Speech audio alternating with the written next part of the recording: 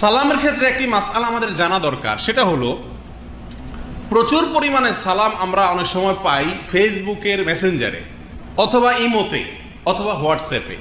আমাদের বন্ধু বান্ধবরা, পরিচিত অপরিচিত লোকেরা অনেক সময় আমাদেরকে আসসালামু আলাইকুম পাঠায়, লেখা টাইপ করে পাঠায়। এই সালামের জবাব দেওয়া কি ওয়াজিব নাকি সুন্নাত? কি বলেন?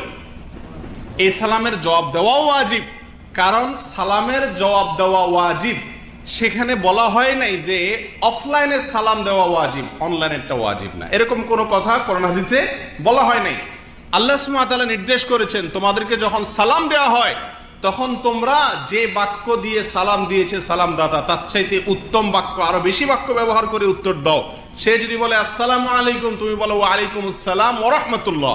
সে যদি বলে আসসালামু আলাইকুম ওয়া রাহমাতুল্লাহ, তুমি বলো ওয়া আলাইকুম আসসালাম ওয়া রাহমাতুল্লাহি ওয়া বারাকাতুহু।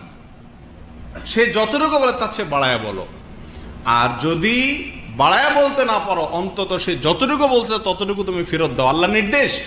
অতএব সালামের জবাব আমাকে অনলাইনে অফলাইনে সব জায়গায় দিতে হবে, মনে থাকবে তো ইনশাআল্লাহ। কিন্তু আমাদেরকে ফেসবুকে মেসেঞ্জারে বা ইমোতে অপরিচিত লোকে, অজানা লোকে সালাম দিলে বা অনেক সময় পরিচিত লোকে সালাম দিলে আমরা সালামের জবাব দেই না, অন্য কথাবার্তা বলি, ঠিক না বে ঠিক? অথচ তার অন্য কোনো কথার জবাব যদি আপনি না দেন, আল্লাহর কাছে আপনার পাকড়াও হবে না।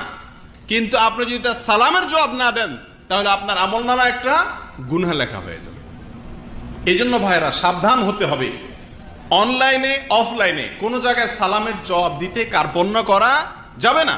অনেক সময় আমাদের কাছে বোঝা মনে হয় যে এত বেশি ফেসবুকে ইমোতে পরিচিত অপরিচিত লোকে সালাম লিখে লিখে পাঠায়, এগুলোর জবাব দিতে কষ্ট লাগে। কিন্তু কষ্ট লাগা উচিত না, কারণ এটা ইবাদত।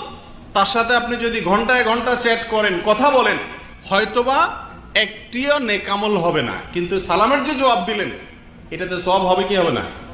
অতএব প্রিয় ভাইরা, আমরা অনলাইনে বিশেষ করে যখন সালাম পাবো, সালামের পাল্টা কি দিতে হবে?